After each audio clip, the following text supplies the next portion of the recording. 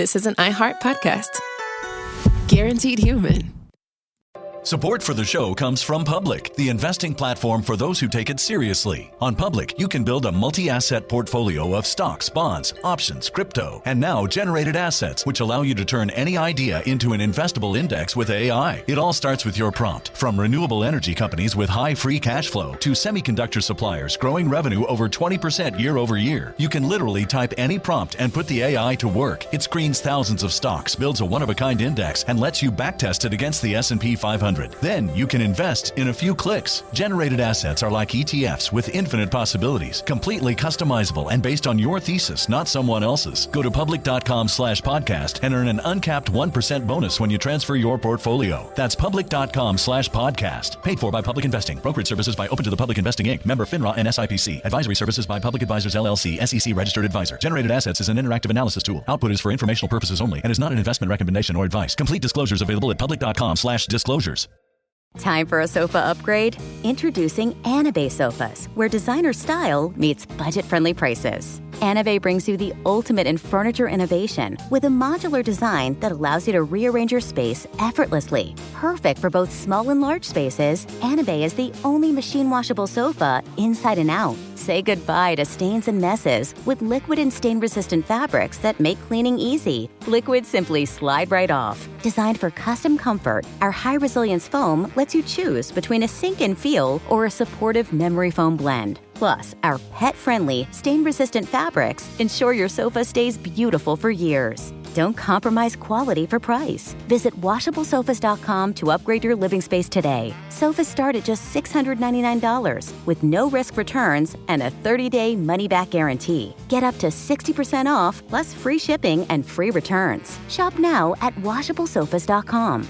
Offers are subject to change and certain restrictions may apply. Pro drivers live for race day, but for small business owners, every day is race day. That's why going pro with Lenovo Pro matters. One-on-one advice, IT solutions, and customized hardware powered by Intel Core Ultra processors keep your business on the right track. Business goes pro with Lenovo Pro. Sign up for free at lenovo.com/pro. Lenovo. There's a difference between liking a house and actually getting it. Redfin is built to make up that difference and close the gap between finding and owning the home for you. Redfin agents close twice as many deals as other agents. So when you find a home you love, you're not a step behind when it comes to making an offer. That means less watching great homes disappear and more focus on the one you'll call home. Redfin helps turn saved listings into real addresses. Get started at redfin.com. Own the dream. We're back. This is Behind the Bastards, part 2. We're not back. Sophie, it started. We're not back. Okay, now we're back. My guest again, Mr. Langston Kerman. Langston, how are you doing today? I'm doing fantastic. I'm excited to dig further into the horrors of anti-Semitism and how it stretches across the world. It's fun. It's good shit. You know, one of the things that's most interesting. It's not fun. It's not good shit. It's not fun or good shit. It's a nightmare. One of the things that's most, I guess, ironic would be the term for me. Is like the Protocols of the Elders of Zion, right? We just talked about. It's set up as like the minutes of a meeting about how to destroy Christianity, basically, right? Mm-hmm. When it comes to the Holocaust, one of the most important documents we have for sort of, because one of the big questions of the Holocaust for historians for years was it planned ahead of time?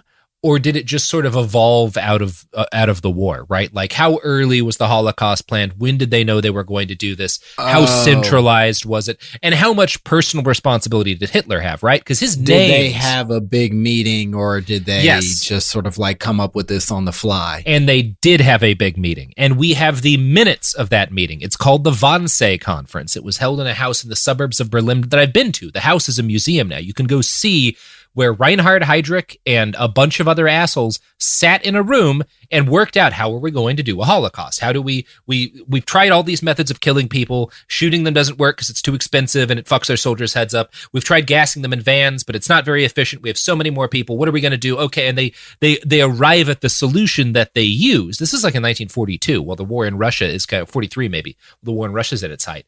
So there is an actual conspiratorial meeting that we have the minutes to. And again, when I talk about the difference between a real conspiracy and a fake one, that conspiracy has a very clear beginning and a very clear ending. It doesn't extend forward and backwards in time. A bunch of guys met in a room and planned to commit mass murder, and then they did it. You know, it's not like, yeah. It in a strange way, and I love that I keep making hip hop references, but a similar conspiracy theory sort of exists about the CIA planning to basically like create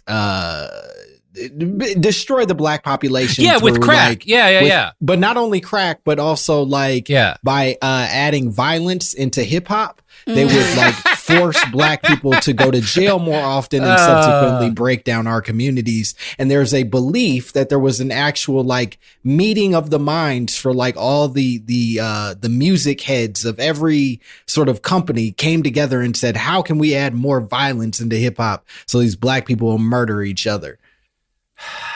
There's a lot like, and like a lot of conspiracy, there's like a germ of reality in there, which is that the CIA, it wasn't as direct as a lot of people think, but the CIA absolutely supported the cocaine trade that led to the crack trade 100%. in order to launder money so that they could buy weapons for these different groups that were like, it's a thing that happened. Absolutely. The CIA has a huge part in the global cocaine trade.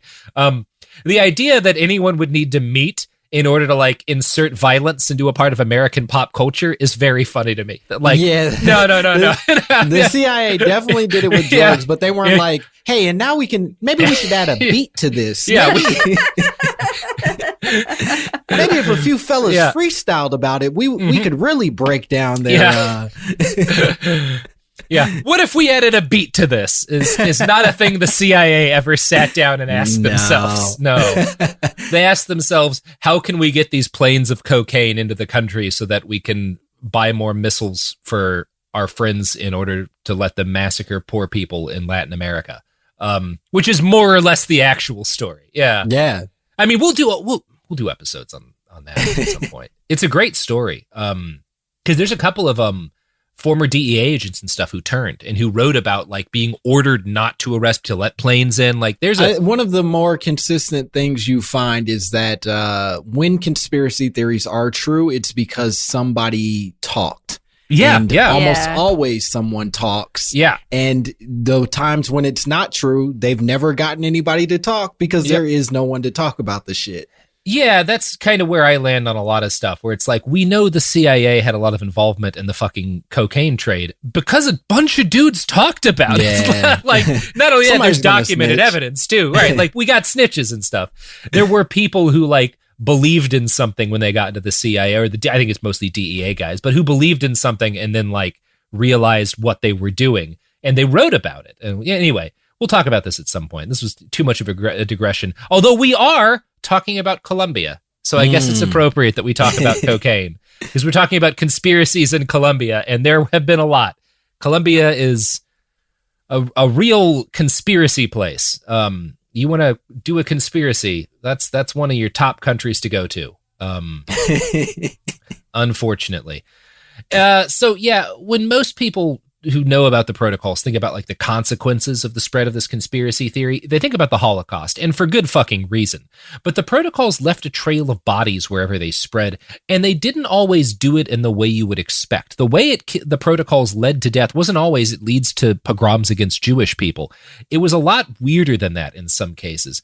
And today we're going to talk about the spread of the protocols of the Elders of Zion in Colombia, because it both kind of explains this specific example gives some examples of how it spread in other parts of the world, but also the kind of unexpected impacts that the spread of this conspiracy theory could have in a country.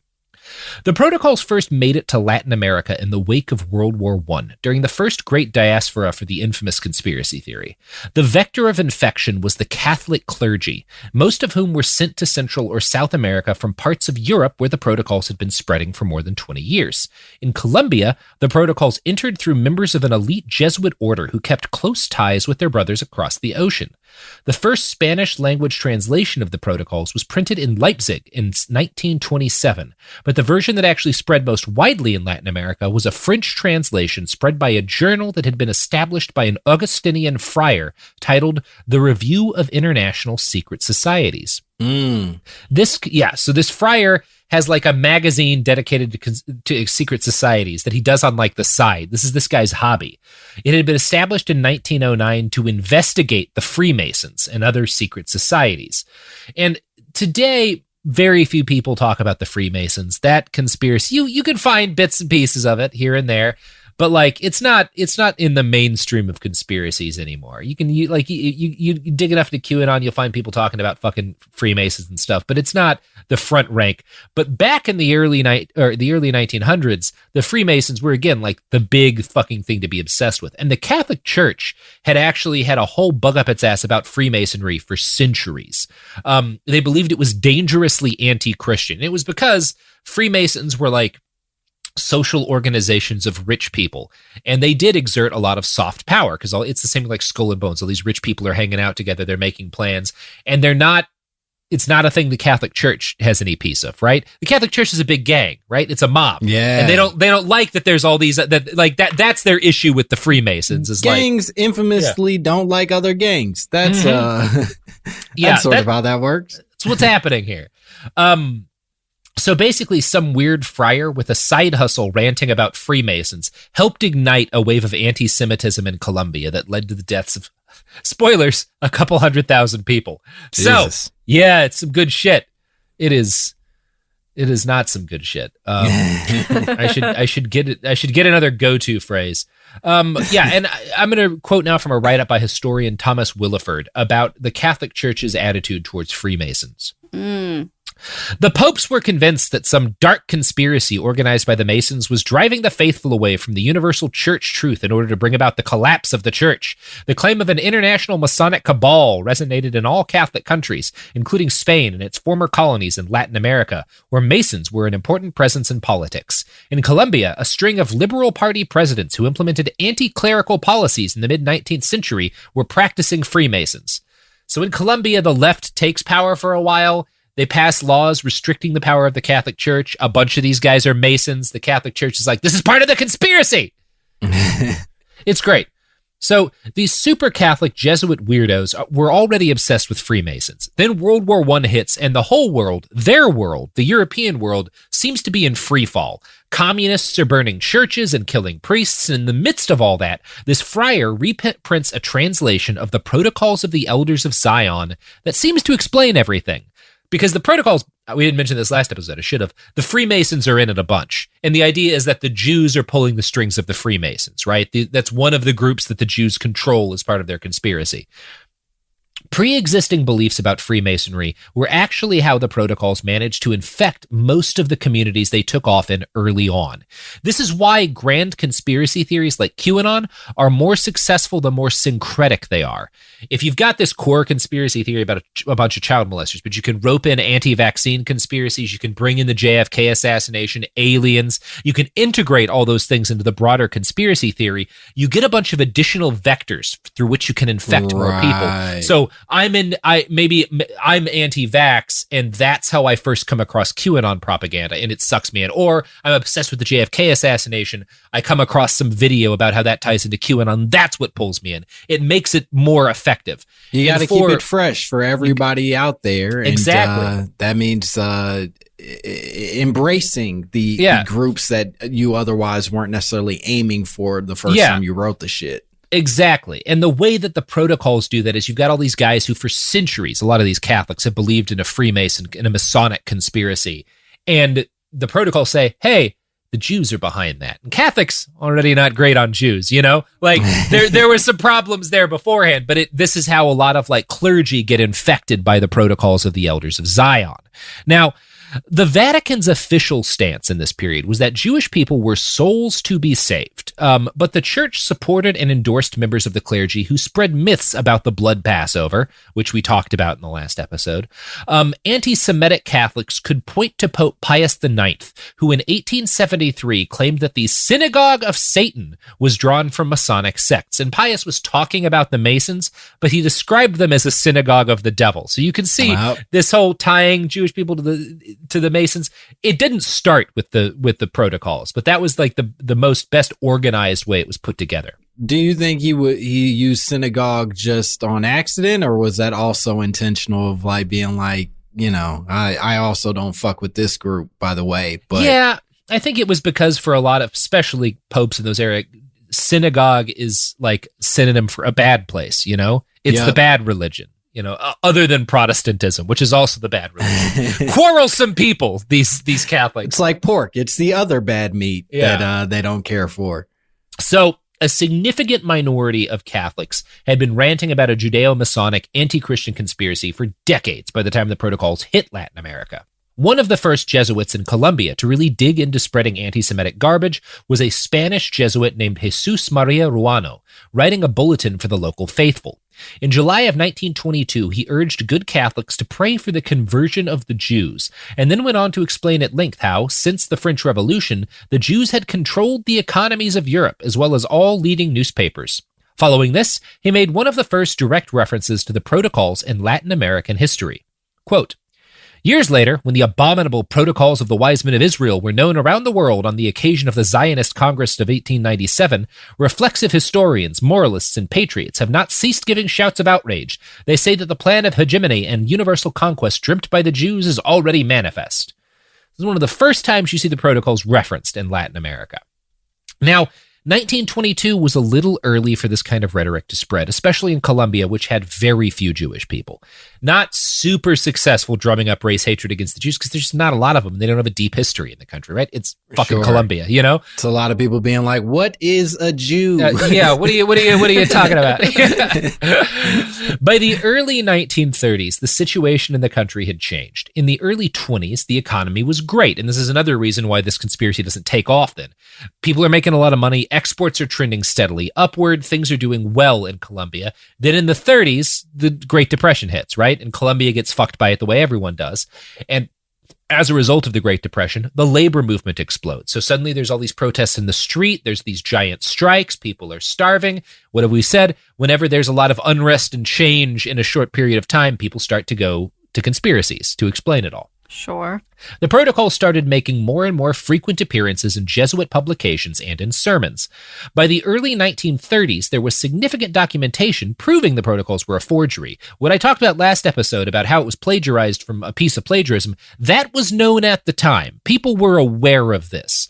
But in what would become a common justification, Colombian Jesuits argued that it didn't matter whether or not the protocols were a forgery. And I'm going to quote from a write-up in one of their magazines in 1932. "An idea occurs to us that we cannot hide from the reader, separating the question of authenticity, in other words, determining whether or not these are the true minutes of the 1897 Zionist Congress of Basel. No one can deny the frightening veracity of the protocols due to their prodigious, almost prophetic exactitude, which saturates all of its pages." So, yeah, maybe it's a forgery, but it seems like the things it's right, like you can tell it's right. Yeah, exactly. We couldn't agree more. It's completely made up. It's Melania Trump's stealing Michelle's speech. It's like, we still agree with it. Or it's the alternative facts thing, is that maybe it's not literally true, but it's right. This is what's happening. Even if this document is fake, it accurately describes what I know is happening because I'm a racist. Yep. Things continued to ramp up throughout the 30s. The Spanish Civil War, which is with its attendant massacres of priests and nuns by anarchists, fueled Jesuit claims that a vast anti-Christian conspiracy existed. Colombian newspapers tended to cover the violence in Spain with what Thomas Willeford describes as an "it can happen here" attitude. In 1937, inspired by the Spanish Civil War, a Bogota publishing house issued the first Colombian edition of the Protocols of the Elders of Zion. The late 1930s and 40s also saw intensifying violence between Colombian liberals and conservatives. Again, political order in Colombia is starting to break apart at this time. By 1942, the liberals were ascendant, and the head of the Conservative Party, a guy named Laureano Gomez, decided to launch an anti-Masonic crusade, claiming that the Masons were using the liberals as a vehicle for the Jews to take control of Colombia. Gomez had a right-wing party newspaper that he edited start printing up a booklet, which he claimed to be a secret account of Masonic rituals and secrets. Thomas Willeford writes, quote, it also claimed that Colombian liberals were part of a worldwide Judeo-Masonic conspiracy, especially in their attempts to control public instruction. A series of government and political documents were cited at length to make this point. A long quote from a publication supposedly called Revista Judeo-Masonica, Masonic Jew magazine, described diabolic instructions to pervert women in schools through gymnastic exercises and revealing clothing. It was rather pornographic reading for a pamphlet, which also stated that it should be like a second catechism in the home. So he publishes this booklet that is purporting to have excerpts from a magazine that doesn't exist called Masonic Jew Magazine. This is like the conspiracy has a magazine that they call and part of the thing is like these guys are conservative, right? They're doing too much stretching. They're women are doing gymnastics. It's the Jews. Jewish people are known for gymnastics. That's their signature forcing thing. Gymnastics on us. Yes. So obviously, like all of the stuff we're talking about, this is nonsense, but the propaganda campaign was a wild success. It welded militant conservatives with Catholic clergy in a unified front against this Judeo-Masonic liberal conspiracy. When a liberal president was elected in August of 1942, Gomez's magazine did not even acknowledge his inauguration, instead publishing more anti-Semitic propaganda. Now, this was the same period where the Holocaust was ramping up in Europe, and Gomez's party newspaper actually reported on the early stages of the extermination, publishing an article about 18,000 French Jews being detained, sterilized, and deported. This was in the same issue where a priest, Father Diaz, editorialized about the struggle against Jewish Bolsheviks.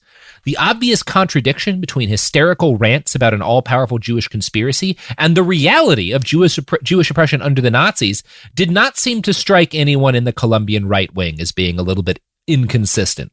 4 days later, Laureano Gomez would go on to give the most anti-Semitic speech of his career, defending a bill that would have denied Masonic lodges the right to exist in Colombia as corporate entities. His speech defending the bill was an unhinged conspiracist rant, explaining how the Jews had manipulated the Colombian middle class through Freemasonry while controlling the working poor through communism. He claimed that his time working as Colombia's ambassador to Berlin had made it clear to him how toxic the Jews were to society. He claimed, the lesson of history is that when the Jewish phenomenon presents itself, there are only two solutions, handing the nation over to the Jews or expelling them. Oh, boy. Yeah. Now, Gomez did not succeed in passing his bill, but he succeeded in welding the Colombian Conservative Party into a unified conspiracist bloc, blaming all of their electoral defeats on an alliance of Jews and Freemasons who were manipulating liberals and communists. His most fanatical supporters were the middle class, small business owners, priests, and professionals. Again, none of this sounds familiar. A right-wing party refusing to acknowledge that they lose an election, turning to conspiracy theories, the middle class backing them in order to explain economic downturns. None of this has ever happened since. Thank God. Can you imagine? We've learned our lessons. Now, Colombia never had the kind of widespread anti-Semitic pogroms seen in Europe, but the charged and often violent rhetoric pushed by Gomez succeeded in making any kind of compromise between left and right impossible. If the other side were literally the puppets of a genocidal conspiracy to eliminate Christendom, collaboration was impossible. This became a problem when the right finally made its way back to power. And I'm going to quote from a write-up on the website E-International Relations here. After 1946, traditional party competition had broken down in Colombia. Mariano Ospina Perez, the newly elected president, and his Conservative Party government used the police and the army to repress the Liberal Party. The Liberals then responded by arming peasants to fight back against the government. This created pressures within civil and political society, and violence began on a small scale. It didn't stay small. The next several years of Colombian history are known widely as La Violencia, which I don't think I need to translate. It would be too much to blame the protocols or Gomez for all of this, but they and the conspiracism he fueled had a major impact on how La Violencia played out, as Thomas Willeford writes. When La Violencia began in earnest in 1946, it was they, the conservatives, believing that the liberals were part of a worldwide anti-Christian plot, would encourage or even take part in the massacres of liberal civilians throughout the countryside. Although La Violencia would quickly take on unforeseen socioeconomic aspects, the discursive structure that provided the pretext for militants to commit murder was already in place by 1942. After the conservatives won the 1946 presidential election against a divided Liberal Party, they sought to guarantee a conservative majority around the country, as the Liberals had done 15 years earlier. However, this time partisan militants were armed with a conspiracy theory as well as machetes, and felt that their duty to physically eliminate the opposition in order to save the country. By some accounts, more than 200,000 people would die over the next few years of political massacres in Colombia. Boy, just macheted all over. It's ugly shit. Yeah. And what I think is there's a lot there. What I think is so interesting about this is that the protocols enter in, and anti-Semitism is a huge part of it, but the violence they inspire isn't primarily anti-Semitic. What it is that this conspiracy so infects political discourse in Colombia that it makes anything but mass murder impossible as a political outcome, because the right wing got addicted to the idea that these people aren't your political opponents. They're trying to exterminate you as part of this conspiracy. And if that's the case, there's nothing to do but kill them, you know? Yeah, you're fighting for your life. Exactly. And you're associating, even beyond anti-Semitism, you're associating anybody who's even connected to the idea of the opposition with a threat to your very existence. Yeah, it's amazing. And that's why I wanted to talk about Colombia, because it's not like it is with the Holocaust. You know, we're about to talk about the Nazis. It's pretty straightforward, right? This propaganda convinces a lot of people in Europe that there's a Jewish conspiracy, so they murder all the Jews. It's horrible, but it's not shocking. What happens in Colombia it says a lot more, I think, about the way conspiracies infect cultures and about broadly the impact even today that the protocols still have, as opposed to the much clearer impact they had on the Holocaust. They also created a type of thinking that has spread virally throughout the world and caused violence in Colombia and a bunch of other places, and probably will continue to inspire violence in the future. It's good stuff. It's wild to think that so many of these seeds are permanent. That you would think that, like, all right, you killed all those people. Maybe a lesson was learned. Maybe we moved on and grew from that, and now we don't do that anymore. But nope, that's not how this works. It's like you killed all those people, and we verified that the document was fake. But go off. Yep. Like what? Makes no sense. We like your style, my man. Keep it going. Ugh. The lesson of history is that nobody has ever learned a single lesson from history. But you know who has learned a lesson or two in their time? The products and services that sponsor this show? That's exactly it. Exactly it. The products and services that sponsor this show have learned a lot, and played only, I think we can confidently say, played only a minor role in inspiring La Violencia. Support for the show comes from Public, the investing platform for those who take it seriously. On Public, you can build a multi-asset portfolio of stocks, bonds, options, crypto, and now generated assets, which allow you to turn any idea into an investable index with AI. It all starts with your prompt. From renewable energy companies with high free cash flow to semiconductor suppliers growing revenue over 20% year over year, you can literally type any prompt and put the AI to work. It screens thousands of stocks, builds a one-of-a-kind index, and lets you backtest it against the S&P 500. Then you can invest in a few clicks. Generated assets are like ETFs with infinite possibilities, completely customizable and based on your thesis, not someone else's. Go to public.com/podcast and earn an uncapped 1% bonus when you transfer your portfolio. That's public.com/podcast. Paid for by Public Investing. Brokerage services by Open to the Public Investing Inc. Member FINRA and SIPC. Advisory services by Public Advisors LLC, SEC registered advisor. Generated assets is an interactive analysis tool. Output is for informational purposes only and is not an investment recommendation or advice. Complete disclosures available at public.com/disclosures. Tired of spills and stains on your sofa? Wash away your worries with Anabay. Anabay is the only machine washable sofa inside and out, where designer quality meets budget-friendly prices. That's right, sofas start at just $699. Enjoy a no-risk experience with pet-friendly, stain-resistant, and changeable slip covers made with performance fabric. Experience cloud-like comfort with high-resilience foam that's hypoallergenic and never needs fluffing. The sturdy steel frame ensures longevity, and the modular pieces can be rearranged anytime. Shop WashableSofas.com for up to 60% off site-wide, backed by a 30-day satisfaction guarantee. If you're not absolutely in love, send it back for a full refund. No return shipping or restocking fees. Every penny back. Upgrade now at WashableSofas.com. Offers are subject to change, and certain restrictions may apply. Pro drivers live for race day, but for small business owners, every day is race day. That's why going pro with Lenovo Pro matters. One-on-one advice, IT solutions, and customized hardware powered by Intel Core Ultra processors keep your business on the right track. Business goes pro with Lenovo Pro. Sign up for free at lenovo.com/pro.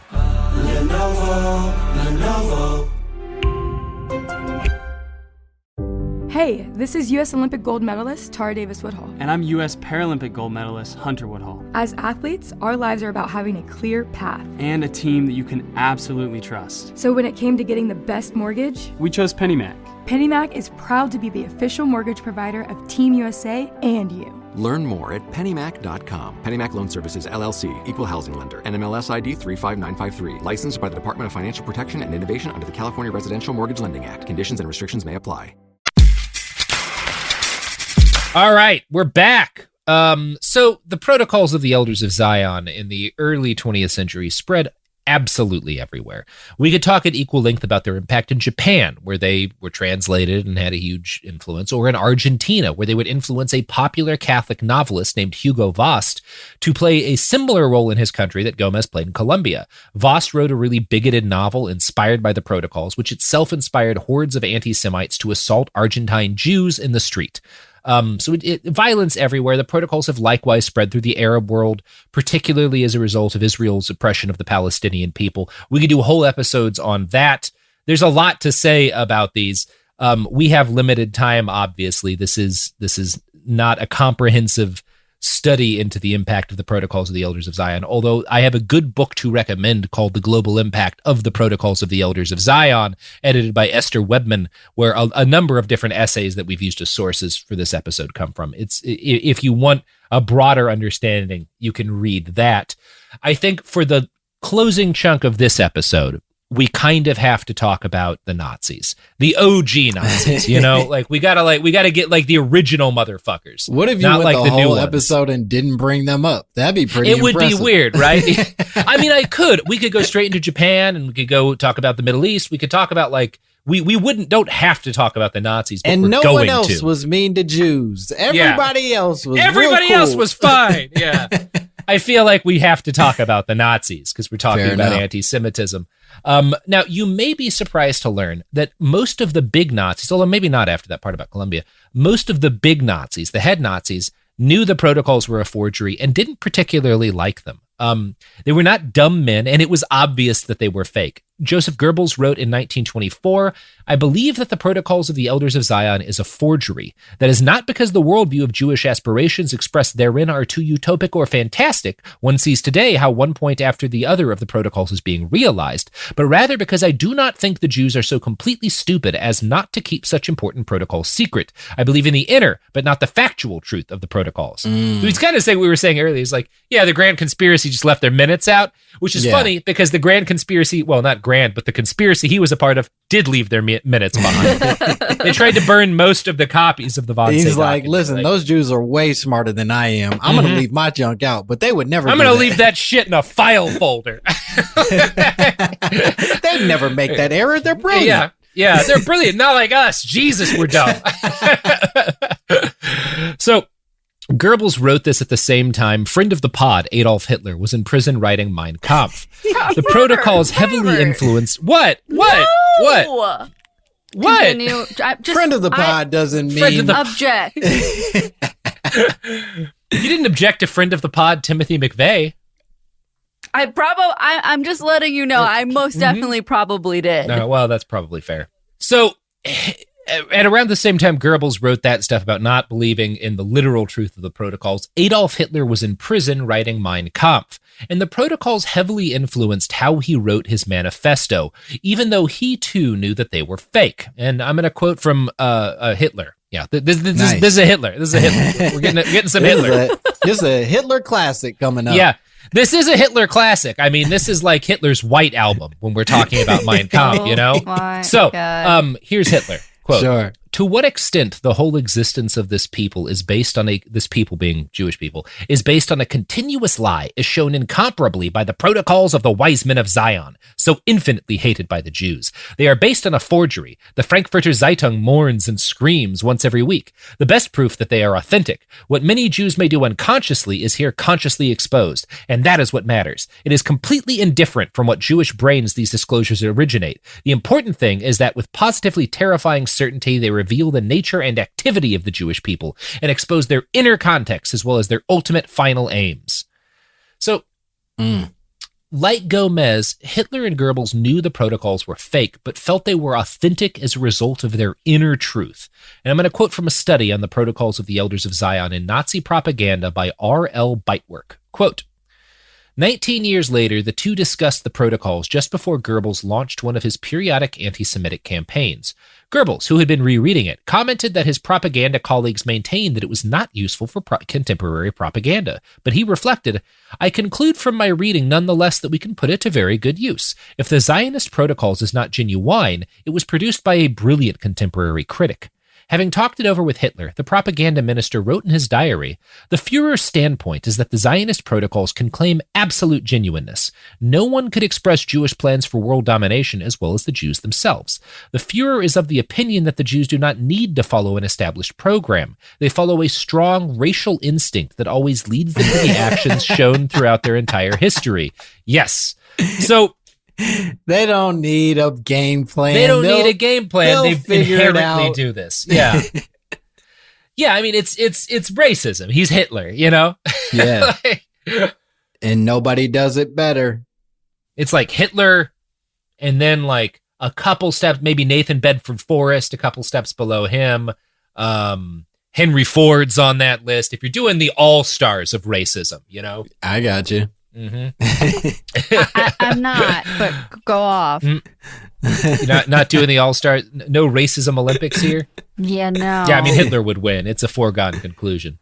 So the Führer's, Hitler never referred to the protocols in one of his public speeches, and Goebbels only mentioned it in public once, in 1943. It was never mentioned in Das Reich, the high-end intellectual Nazi magazine founded by Goebbels in 1941. But the protocols were extremely popular and more lowbrow propaganda meant for the common man. The Völkischer Beobachter, the most mainstream Nazi publication during the Third Reich, referenced them on a near-weekly basis. They were particularly influential in the magazine of Julius Streicher. So Julius was basically the gutter punk version of Goebbels. Goebbels was the state propagandist. He was the high-thinking, the intellectual propagandist of the Nazis. Julius Streicher is he's the guy whose job is to rile up the criminals and street fighters who are beating people in the streets, right? We don't need intellectualism for them. I want crude cartoons and racist jokes, you know? Yeah, Stryker is like the gutter level, the Nazi Expendables, just very Stallone expendable. Yes, and Wesley, and all. Yeah, he's the grimy propagandist, and his main propaganda arm was a magazine called Der Stürmer, which existed mainly to radicalize the kind of street thugs who joined the brown shirts and beat up Jews in the street during the late 1920s. Beitwerk writes that Der Stürmer, quote, alternated between elaborations of the protocols and lurid stories of German maidens raped by Jews and German children ritually murdered. So we can see all these different strains of anti-Jewish, anti-Semitic propaganda kind of coming together in Der Stürmer. And he's using the protocols to make these street fighters. It's a mix of, here's these stories about German women being raped. Here's these little excerpts from the protocols to like convince you that what you're doing is that you going into the street and murdering people is part of a noble crusade, right? That's what these guys need. They need to believe they're knights when they're stabbing people in dark alleyways. So while Hitler and Goebbels knew the protocols were fake, they recognized that it had tremendous value in convincing regular working-class people of the reality of a grand Jewish conspiracy. There were two major and slightly different versions of the protocols distributed by the Nazis after 1933 when they came to power. The official Nazi Party variant was just a copy of the original German translation from 1920.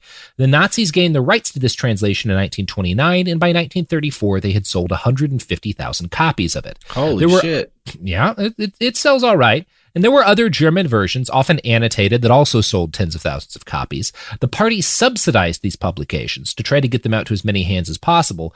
But like Mein Kampf, most of the people who bought these probably never read them in their entirety. The main value of the protocols to the Nazis was not as a document itself. It was not something that a lot of people would just read. It was a source to cite and quote from liberally. You're writing some unhinged rant about how Jews are raping our women, throw in a couple of quotes from the protocols to really pop things off, because it feels like it's got some weight to it, you know? And so they acknowledge for themselves that they know these are fake, but they're not telling the people that these are Lord, fake. no. Yeah, okay. No. They're like, hey, we found some shit, y'all. We found some. Check this out. Yeah. When the Nazis came to power in 1933, there was a broad understanding around the leadership that while the protocols weren't sophisticated enough to be super useful domestically, right? The street fighting portion is over. It's time for better propaganda, higher propaganda. But they recognized there was a value in spreading the protocols internationally. The basic idea was that if you can make more anti-Semites in the rest of Europe, that will help you make more fascists who will have more people in other European countries who sympathize with the Third Reich. This will also cut down on outrage internationally once Nazis start, doing the things they were always going to do. European anti-fascists were not ignorant of what was happening. In Switzerland, two organizations, the Swiss Federation of Jewish Communities and the Bernese Jewish Community, quickly realized that the Swiss National Front, their local fascist party, had started distributing the Protocols of the Elders of Zion, in German, a Nazi translation, alongside other anti-Semitic propaganda. They didn't want to just let this slide. They felt like they had to fight it somehow. In 1935, these activists decided to sue the National Front, using a 1916 law meant to ban pornographic movies and books as the basis for their lawsuit. Now, I'm not an expert on Swiss law. Historians seem to agree that these activists were kind of reaching by trying to punish Nazis with an anti-porn law. The specific wording of the law banned what was called Schundliteratur, which roughly translates to trash or pulp fiction. And it was meant to ban like erotic stories, like in comics and stuff that were being printed in this period. But it was like the way it was defined is just like anything that's like not true and is filthy. And I guess they were kind of trying to argue that like Nazi propaganda falls under this definition. So it's banned by the anti-porn laws as well. It was, they're reaching. It's just a weird Venn diagram of stuff. But, yeah. All right. It is weird. And it was a weird Venn diagram of stuff. And it was a bad idea. It would prove to be actually a disastrous idea. They had noble intentions, right? You're trying to stop Nazis from spreading propaganda in your country, but it wound up being one of the worst things they could have possibly done. So this becomes a huge court case that's covered internationally. And it kind of becomes an international referendum in whether or not the Protocols of the Elders of Zion are real, because they're arguing that because this is fake, it falls under these pornography laws. The whole case wound up revolving around four questions asked by the judge. Number one, was the Protocols of the Elders of Zion a forgery? Number two, was it plagiarized? Number three, if it was, what was its source? And number four, do the protocols fall under the category of trash literature? Now, you and I know the answer to a lot of those questions, but at the time, they became a massive debate all around Europe. The Bern trial, as it became known, was front-page news. And even though Hitler and Goebbels knew the protocols were a forgery, they saw value in pumping out propaganda around the trial to defend the veracity of the document. Quote, the propaganda ministry was unwilling to make the trials a defense of the authenticity of the protocols. Instead, the ministry treated them as attempts by international Jewry to attack National Socialist Germany. Newspapers and radio carried daily summaries of the trial's progress, praising the testimony of those supporting the protocol's legitimacy and attacking those who did not. The official party newspaper, Volksbeobachter, for example, commented on the testimony of a prosecution witness in a less than unbiased way. Dr. Baumgarten said little about his own subject, but rather made confused remarks about various points. He seemed less interested in speaking to the point than in having a rhetorical effect. The fascists lost the case technically. receiving a slap-on-the-wrist punishment that amounted to a small fine. But the judgment was overturned 2 years later on appeal, and the Nazi propaganda ministry presented this to the German people as a huge victory. Now, the actual ruling had declared that the authenticity of the protocols was irrelevant. They didn't count as pornography. But the Nazis ignored this. They presented the ruling as a defeat for Jews and a de facto acknowledgement that the protocols were legitimate. The Volkscher Beobachter released a 5-page special to celebrate the appeal, titled Jewish Defeat at the Bern Trial. World Jewry's Efforts Fail Again. The Freiburger newspaper also released a front-page story titled A Defeat for World Jewry. Both articles celebrated the fact that the court had ruled the protocols not obscene literature. Can I do want to say that I am proud of us today. Even our racists are no longer using the word Jewry. That feels like a you victory. Don't hear it much, right? That is a win. Yeah. You got to take the wins where you can get them. Let's count progress where progress exists. You know what I mean? Yeah. Jewry's one of those like cringe words. It's like, that's not a good sign that I'm seeing that somewhere. Yeah. If we start seeing that again, we know we've got to make some other choices. Backsliding. Yeah. We are not doing good. Yeah. Wow. You know who is doing good? Raytheon. They are doing great with Biden in the White House, with the Defense Department headed by a former Raytheon employee executive. Yes, they're doing wonderful. Oh my gosh, nailing it. Oh, that's so depressing. It's only depressing if you don't like missiles destroying school buses. I don't, for the record. But Raytheon does. Okay, Sophie, everyone is entitled to their opinion. You don't like that. Raytheon does. So the answer is that we'll continue buying Raytheon's products. And corporations are people now, so you got to respect that corporation's feelings. Yeah, don't be mean to Raytheon. Fuck Raytheon. What have they ever done to you? I mean, I'm sure we could figure out something. Sophie does not speak for the rest of us here. We'll be back after these messages. Support for the show comes from Public, the investing platform for those who take it seriously. On Public, you can build a multi-asset portfolio of stocks, bonds, options, crypto, and now generated assets, which allow you to turn any idea into an investable index with AI. It all starts with your prompt. From renewable energy companies with high free cash flow to semiconductor suppliers growing revenue over 20% year over year, you can literally type any prompt and put the AI to work. It screens thousands of stocks, builds a one-of-a-kind index, and lets you backtest it against the S&P 500. Then you can invest in a few clicks. Generated assets are like ETFs with infinite possibilities, completely customizable and based on your thesis, not someone else's. Go to public.com/podcast and earn an uncapped 1% bonus when you transfer your portfolio. That's public.com/podcast. Paid for by Public Investing. Brokerage services by Open to the Public Investing Inc. Member FINRA and SIPC. Advisory services by Public Advisors LLC, SEC registered advisor. Generated assets is an interactive analysis tool. Output is for informational purposes only and is not an investment recommendation or advice. Complete disclosures available at public.com/disclosures. Life gets messy. Spills, stains, pet accidents, and kid chaos. But with Anabay, cleaning up is easy. Our sofas are fully machine washable, inside and out, so you never have to stress about messes again.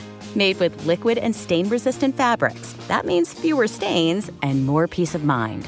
Designed for real life, our sofas feature changeable fabric covers, allowing you to refresh your style anytime. Need flexibility? Our modular design lets you rearrange your sofa effortlessly.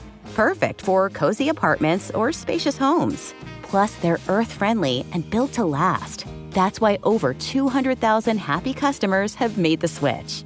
Upgrade your space today. Sofas start at just $699. Visit washablesofas.com now and bring home a sofa made for life. That's washablesofas.com. Offers are subject to change and certain restrictions may apply. There's no championship league for small business owners, but if there was, you'd be at the top of the standings. Because going pro with Lenovo Pro means you've got the winning formation. One-on-one advice, IT solutions, and customized hardware powered by Intel Core Ultra processors help you stay ahead of the competition. Business goes pro with Lenovo Pro. Sign up for free at lenovo.com/pro. Lenovo. Hey, this is U.S. Olympic gold medalist Tara Davis Woodhull. And I'm U.S. Paralympic gold medalist Hunter Woodhull. As athletes, our lives are about having a clear path. And a team that you can absolutely trust. So when it came to getting the best mortgage, we chose PennyMac. PennyMac is proud to be the official mortgage provider of Team USA and you. Learn more at pennymac.com. PennyMac Loan Services, LLC, Equal Housing Lender, NMLS ID 35953. Licensed by the Department of Financial Protection and Innovation under the California Residential Mortgage Lending Act. Conditions and restrictions may apply. We're back. People don't say that much anymore. We'll be back after these messages. Remember when they used to frame ads as messages? Because it's 2021, bro. Yeah. I know, but I miss it. It was just so much classier than being like shouting products. It's back when they didn't want us to know that they were tricking us into buying into sales and capitalism and shit. It was like, these are just people trying to tell you little secrets. You should listen. Yeah. Oh, messages. Those sound valuable. I love a message. So what we're saying here is Robert misses the scam of it all? I do. I miss the scam of it all. You know, nowadays it's just such naked, unrestricted. I wish I could be a little more cunning about it. I wish I could be like, Langston, today I was shaving with my Dollar Shave Club razor after a wonderful sleep in my purple mattress. And let me tell you, I saw a school bus. And I knew the thing to do was to launch an R9X knife missile at it because I wanted to take out the driver because he looked shifty, but I wanted to spare most of the children. And thanks to that wonderful Raytheon missile, more than 30% of the kids in that school bus made it out alive. And that's the Raytheon guarantee. And I'm sure you slept well that night on your purple mattress. On my purple mattress, absolutely. I don't think Purple Mattress ever gave us a sponsorship. They never did, and we will delete this entire episode if they give us a dime and a free mattress. Thank you, Daddy Purple. Thank you. It is weird. One of my worries early on in podcasting was it just seems like the whole industry is supported by like 3 mattress companies and razor blades. Things have broadened. Now there's a wider variety of... For sure. It feels a little bit less like a shell game. I'm sure it'll all come crashing down. There is the trifecta of mattress, food delivery, and then dick pills. That was the holy trinity. I mean, okay, I will argue that the only ethical form of consumption under capitalism is dick pills. I'm listening.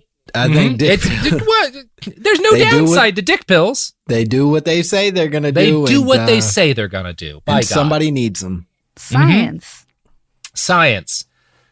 Not speaking of science, let's talk about racism. Shit.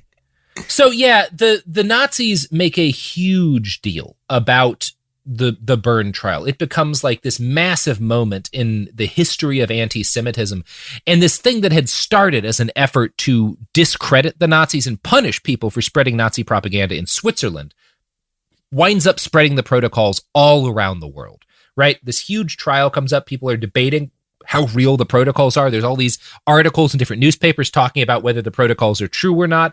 And more than anything, talking about like how, boy, all the Jews really seem to want this court case to go one certain way. That seems kind of shady. Maybe there's something to these protocols. It was the worst thing they could have done, was bringing this trial. It winds up, it's a fucking disaster. Probably no single moment in pre-war history did more to spread mainstream awareness of the protocols of the Elders of Zion than the Byrne trial. It's tragic because it was a noble goal, right? They were trying to fight fascism the best that they could. They're trying to shut that bad boy down. But it back the fuck fires, you know? When World War II started and Germany quickly found itself at war with more or less the world, it seemed to many that the protocols had been proven accurate again. The 7th protocol stated, "We must be in a position to respond to every act of opposition by war with the neighbors of that country which dares oppose us. But if these neighbors should also venture to stand collectively together against us, then we must offer resistance by a universal war." So the protocols claim if a country finally wises up to our conspiracy and goes to war with us, we have to get everyone else to go to war with that country, which the Germans claim at the start of World War II. This is the Jews getting all of the world against us, right? That's why everyone is at war with us, because the Jews made them be. Now, the reality of the situation is that Germany invaded Poland, whose sovereignty was backed by both France and England. Russia and Germany actually had a treaty by which they split up Poland, and Russia sent raw materials into the Third Reich.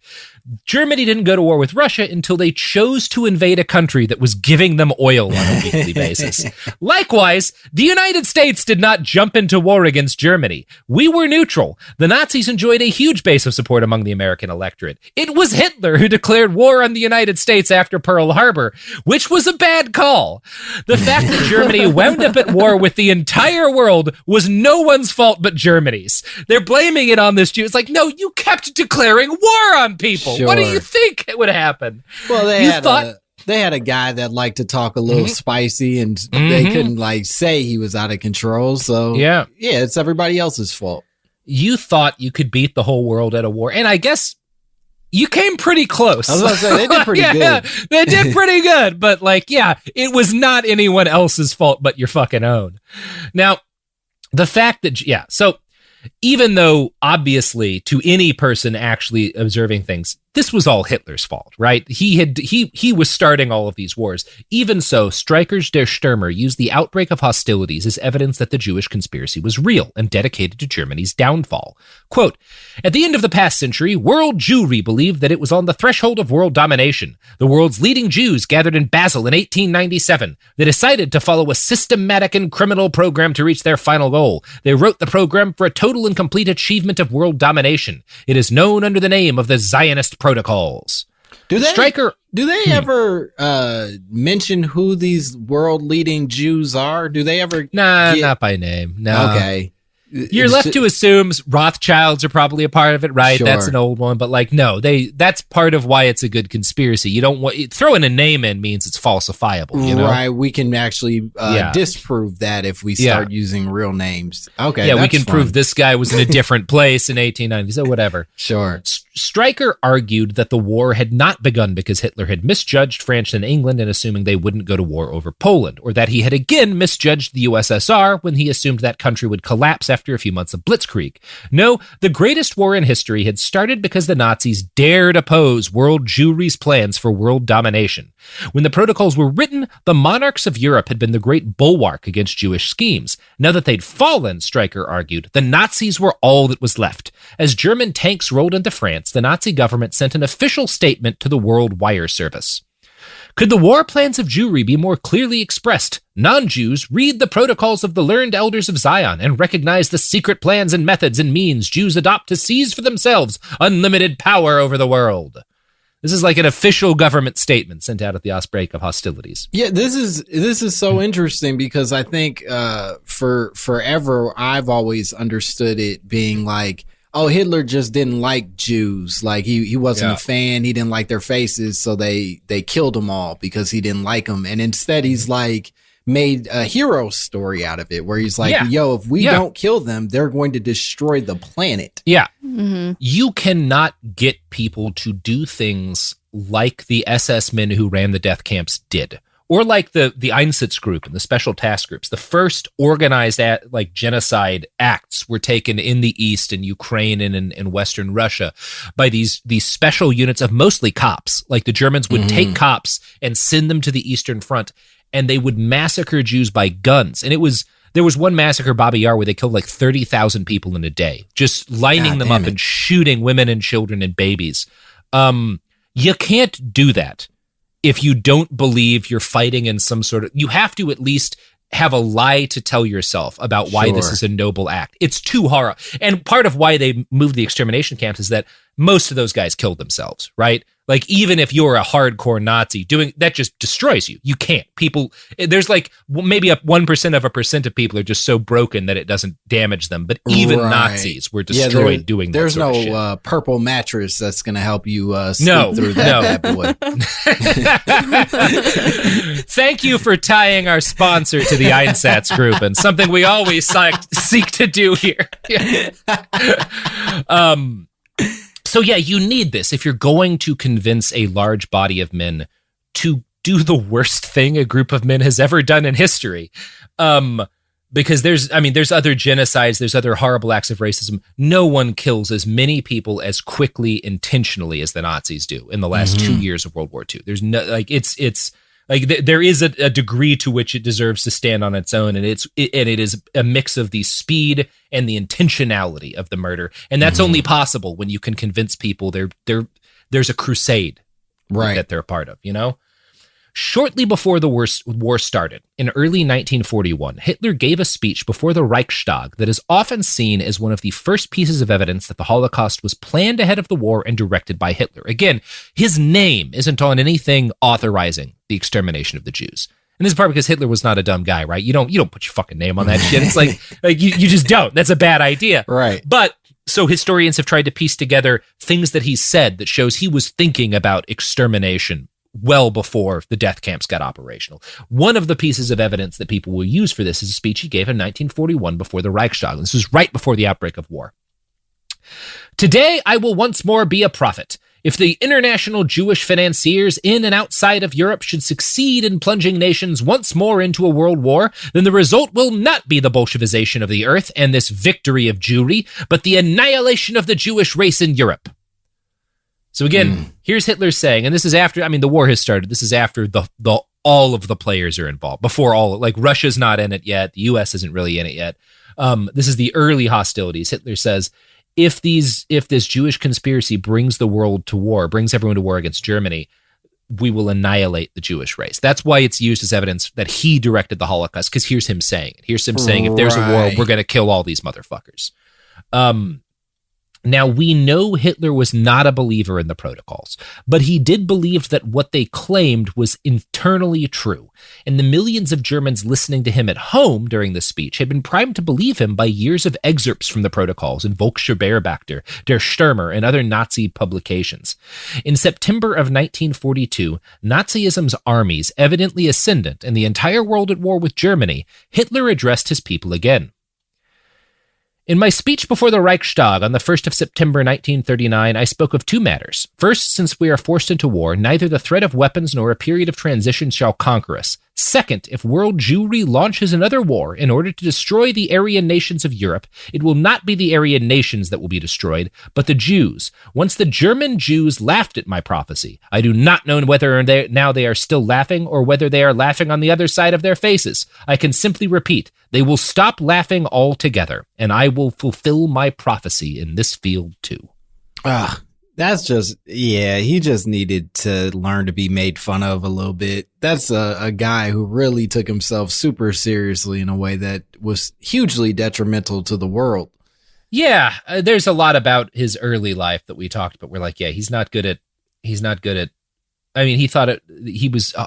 was enraged by the idea that he would dance because dancing would make him look silly. Like he was enraged by the idea that a girl he liked might dance because he thought dancing was silly. And yet he chose that mustache. Come on, my guy. Yeah. So did Charlie Chaplin. And sorry, that first speech was and in Michael 1939. Jordan. Don't forget Michael Jordan. Yeah. Dude, I know. What a choice. I tried to. He must have just been thinking like, you know what?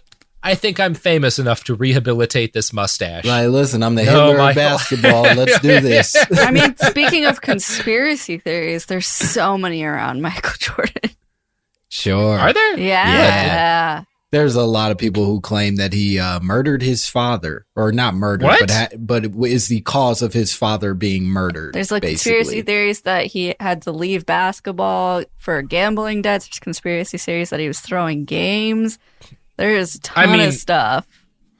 I can't speak to most of it, but I have trouble imagining that Michael Jordan couldn't have made enough money in basketball to cover his gambling debts. Yeah, they often skip that part. I think he was doing all right. I think the theory is more that he had gambling debts that went unpaid, and people wanted vengeance in a way that would actually hurt Michael Jordan, which the money would not. Yeah. And then subsequently killed his dad, and then he quit basketball because he couldn't get past the shitty feeling. There's a lot going on besides that questionable mustache is what I was alluding to. All I know about him is that he was real damn good at basketball, less good at baseball and golf. He's a mean man, but the best I don't know to ever do it. Yeah. But Space Jam was pretty rad. He was nice to Bugs Bunny. He wasn't as Bugs Bunny.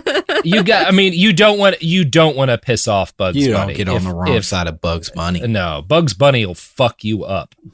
So, yeah. Speaking of a cabal, the Looney Tunes. Yeah. Oh boy. So yeah, I don't know, man. That's more or less it. Like, right.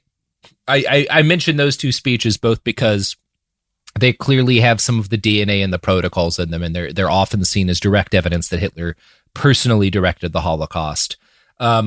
I think the majority. This is I will say the question of Hitler's direct direction of the Holocaust is debated to some extent. I think there's very broad agreement that it was instituted at his command and largely with his understanding, even though he was a delegator, right? He wasn't like mapping out how the death camps would work. He had guys like Reinhard Heydrich and Adolf Eichmann to do that stuff, but he ordered it, which is the way that all governments work, right? Yeah, like it is. At the end of the day, even the bombs that get dropped on another country, the president didn't like pick the spot. He just sort of gets a guy to pick the spot and do the thing. Yeah, they'll hand him a couple of spots and he'll say, okay, let's do that one. My experience writing the Amtrak has prepared me to know where to bomb.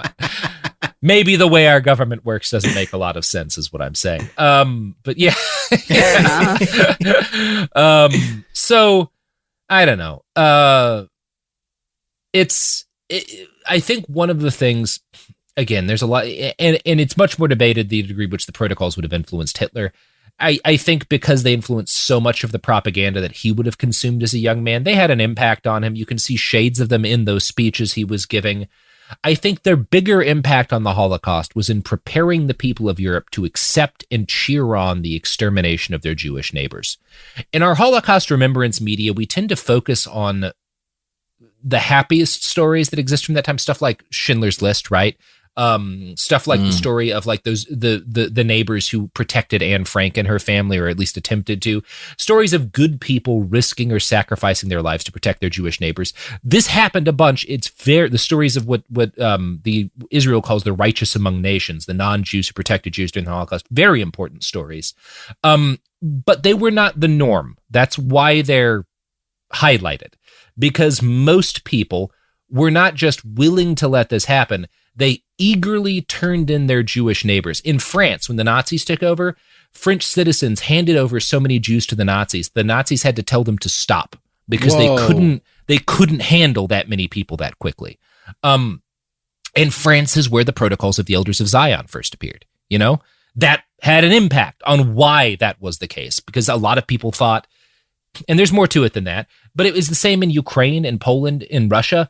Villagers massacred their neighbors. This happened a lot in Poland. The Germans would come in and they would find the Jews in the village already dead because people would kill them to take their stuff. And a lot of times, it's more complex than just the protocols scrambled these people's brains. Most of them probably had heard excerpts from the protocols over the years. Most of them had never read it.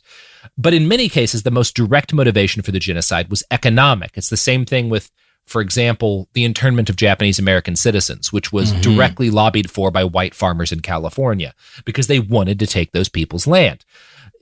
A lot of times when you're talking about Jews being turned in by people in Europe, it was because the people turning them in, or even just murdering them, wanted to gain access to their farms or businesses. The Nazis had a policy of Aryanization where they would take businesses from Jewish people and give them to quote unquote Aryans. But the protocols and the propaganda that the protocols inspired provided a moral justification for this process, because people don't want to just think, I killed my neighbor because I'm greedy. It's much easier to think my neighbor was conspiring against me, so it's right that I take his shit. Sure. That's a lot easier to square yourself with. It changes murdering or turning in your neighbor from a venal act of slaughter for profit to an act of racial self-defense. We needed the Native Americans to be savages, otherwise this doesn't work. The whole plan is faulty. If in fact it was common for white settlers to leave white society and join Native American tribes because it was much more pleasant to live that way than it was to live in fucking New York City in 1680. The fact we can't talk, we have to just depict them as scalping people and stuff because the That's the way it goes. The protocols of the Elders of Zion still spread today. Americans like Henry Ford played a significant role in spreading it here, and we haven't even talked about him, but he published the protocols in the United States. Henry Ford spent huge amounts of money trying to get the protocols of the Elders of Zion into as many people's hands as possible. He only stopped doing this when World War II broke out. Like a lot of Western anti-Semites, the sheer brutality of the Holocaust forced him to at least pretend that he hadn't agreed with everything the Nazis had done. I just published it. I didn't read it. Whoa! I was just saying they were trying to kill us all. I didn't think we'd murder them. Oh my God. Yeah. Henry, you dick. So the wake of the Holocaust led to a collapse in public support for outright anti-Semitism, but the protocols didn't go away, nor did they become only the purview of fringe neo-Nazis. Instead, they became sublimated into the American mindset, in a lot of cases stripped of the direct anti-Semitism, but not stripped of its power to kind of convince people of a rubric of violence that was being planned against them. I laid out this process in detail when we talked about Columbia, but it happened here too, right? It starts as an anti-Semitic conspiracy theory. The anti-Semitism never gets fully stripped out, but the conspiracy theory and the way it changes how people think, that's what has the greatest impact in the United States. Mm-hmm. We have not yet in this country had our equivalent of La Violencia, but over the last several decades, we have watched a series of conspiracy theories spread in subcultures right and left wing. The New World Order and Illuminati conspiracy theories are both direct descendants of the protocols of the Elders of Zion. In fact, they are the same conspiracy, that a tiny and ancient cabal of wealthy families are working together to destroy humanity. When you scratch these theories deep enough, a well of anti-Semitism always rises up. It's why George Soros is such a big part of so many people's conspiracy theories, you know? Not like he's a billionaire, they're all bad, but like he's not trying to destroy the world. He's different than those other billionaires. He's just a guy who needs to be taxed more. It's why a lot of non-racist believers of the New World Order back in the 90s would, once they had a couple of drinks in them, call it the Jew World Order. Because, again, the anti-Semitism is never stripped out entirely. Alex Jones is a great example of this. He is not a dumb man, and he is careful enough to never call his globalists Jews, but his callers are not so careful. On the show Knowledge Fight, one of my favorite podcasts, Dan Friesen has documented repeatedly callers into InfoWars asking Alex his opinion on the Jews, and he will generally push back on this and just move on very quickly to the next caller. But he has an employee named Harrison Smith who is less coy. On Harrison Smith's show, Smith will regularly talk about Jewish domination of the media and the government for hours with his callers, because they all know what Alex is saying. QAnon also holds within it the DNA of the protocols of the Elders of Zion. I found a write-up by Gregory Stanton on the website Just Security that lays this out well enough. Gregory worked for Genocide Watch and the Alliance to Prevent Genocide, and as a result is one of those folks who spends his life trawling the underbelly of the internet looking for the telltale fingerprints of the protocols. He writes, QAnon purveys the fantasy that a secret Satan-worshipping cabal is taking over the world. Its members kidnap white children, keep them in secret prisons run by pedophiles, slaughter and eat them to gain power from the essence in their blood. The cabal held the American presidency under the Clintons and Obama, nearly took power again in 2016, and lurks in a deep state financed by Jews, including George Soros, and in Jews who control the media. They want to disarm citizens and defund the police. They promote abortion, transgender rights, and homosexuality. They want to open borders so brown illegal aliens can invade America and mongrelize the white race. Oof. QAnon true believers think Donald Trump will rescue America from the satanic cabal. At the time of the storm, supporters of the cabal will be rounded up and executed. The QAnon conspiracy theory has now spread to neo-Nazis in Germany, where over 200,000 German QAnon accounts infest the internet. A faction known as Reichsbürger, or Citizens of the Reich, orchestrated a brief storming of the German parliament on August 29th. Oh, man. Jesus Christ. I've also never heard it explicitly stated as stealing white children. They don't say that because they want to deny that it's racism, but their focus on illegal aliens is they're trying to change the character of this nation. They're trying to change the way this nation looks, you know? Yeah. They don't say they're trying to replace white people. QAnon doesn't. Yeah. But that's what they're saying. But their and interpreters Nazis, get to it. Yeah. They'll find their way to that part of it. Yeah. And you can find Nazis saying, like, hey, QAnon's a great way to convince people of white genocide conspiracy theories. They're already halfway there, you know? Boy, oh boy. It's great. It's good. My favorite part is how even if you can prove beyond a shadow of a doubt that it's fake, people will still believe it. That's the thing that gives me hope. Yeah, it's the conspiracies are so layered now that it's like to prove it wrong is only to prove that the conspiracy theory is deeper than we even knew it was. Yes. And one of the reasons why arguing with conspiracy theorists is basically pointless is that if you're not one of them, they will always spend more time thinking about this. And as soon as you point out one thing that's false, they'll bring up something you've never even considered, and you won't be ready to counter it, right? Mm-hmm. Like, because that's like, this is their whole life, is thinking about all the different branches. Like, okay, well, what about this? What about this? It's the same thing like Ben Shapiro does, not in a conspiratorial way. It's a debate tactic. And it's not an ethical debate tactic, but it's how you win debates. It's by bringing up more things than your opponent can refute, you know? Right.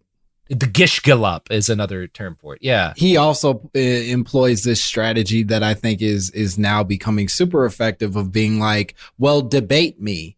And well, what are we debating? I've already proven you wrong, but it's like, no, let's bring this to a public forum so that I can distract you. Yeah. And then if I don't debate you, now I'm the idiot who couldn't debate Ben Shapiro on his public platform. And it's not enough to show like, okay, you lied about this one thing. He's already moved on to the next lie. And like, if you're not ready to counter every single lie, you're going to, it's the same way. That's another reason why the syncretism of conspiracy theories, being able to pull everything into this grand conspiracy theory, makes it stronger. Because you like start arguing about one thing and you're like, okay, well, what about this? What about this? What about this? And like, you'll never be ready to. That's why Facts are not the answer to beating conspiracy theories. Providing people with the things that they're missing that cause them to believe in the conspiracy theory is the only real long-term solution to de-radicalizing them. And that's hard. Yeah. Nobody's worried about the cabal when they're happy in their home. Exactly. It's like in the 1920s, they tried this shit in Colombia. It didn't spread because people were doing good. It's when shit's fucked up that these things have a lot easier time spreading.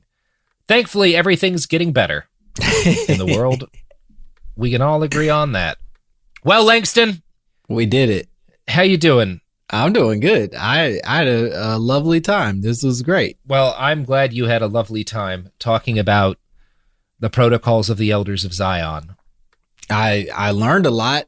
I don't feel better. No, that's what happens on our show. You never feel better at the end. Yeah.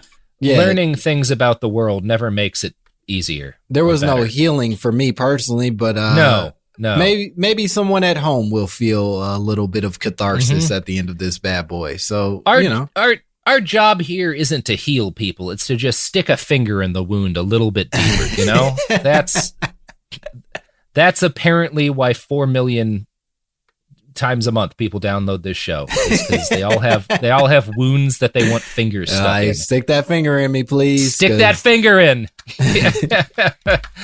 All right. We'll be back next week when we'll talk about, I don't know, Will Wheaton. No. I've banned that, remember? Sophie, he's a monster. Yeah, well, before we go, Langston, is there anything you want to plug for our listeners?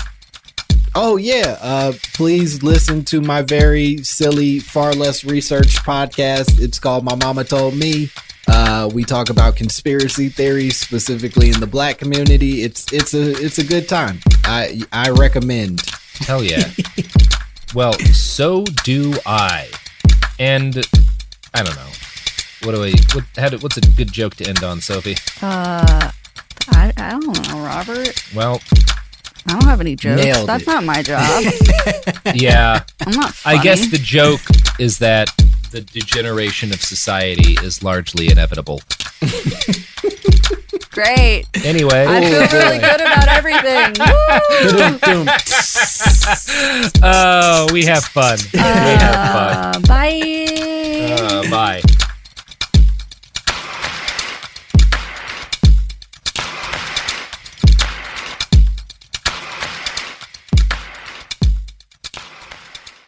Tired of spills and stains on your sofa? Wash away your worries with Anabay.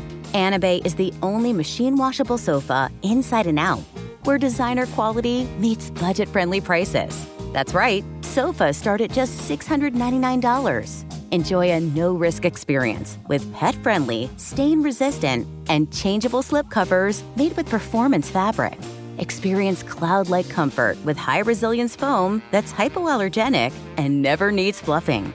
The sturdy steel frame ensures longevity, and the modular pieces can be rearranged anytime. Shop WashableSofas.com for up to 60% off site-wide, backed by a 30-day satisfaction guarantee. If you're not absolutely in love, send it back for a full refund. No return shipping or restocking fees. Every penny back. Upgrade now at WashableSofas.com. Offers are subject to change, and certain restrictions may apply. There's no championship league for small business owners, but if there was, you'd be at the top of the standings. Because going pro with Lenovo Pro means you've got the winning formation. One-on-one advice, IT solutions, and customized hardware powered by Intel Core Ultra processors help you stay ahead of the competition. Business goes pro with Lenovo Pro. Sign up for free at lenovo.com/pro. Lenovo. There's a difference between liking a house and actually getting it. Redfin is built to make up that difference and close the gap between finding and owning the home for you. Redfin agents close twice as many deals as other agents. So when you find a home you love, you're not a step behind when it comes to making an offer. That means less watching great homes disappear and more focus on the one you'll call home. Redfin helps turn saved listings into real addresses. Get started at redfin.com. Own the dream. This is Bethany Frankel from Just Be with Bethany Frankel. Let me be blunt. Most dog food is junk. It just is. And I'm not feeding junk to Biggie and Smalls. That is why they eat Just Food for Dogs. It's real, 100% human-grade food with ingredients I actually recognize, not mystery pellets pretending to be healthy. And once I switched, the difference was obvious. Better digestion, better skin, more energy, dogs who actually feel good instead of just surviving dinner. Here's the thing. You care about quality. You make an intentional choice to be healthy. So why are you gambling with your dog's health? So let's think about our furry babies. Go to justfoodfordogs.com right now and get 50% off your first box. No code, just try it. Because once you see the difference, you're not going back. This is an iHeart podcast. Guaranteed Human.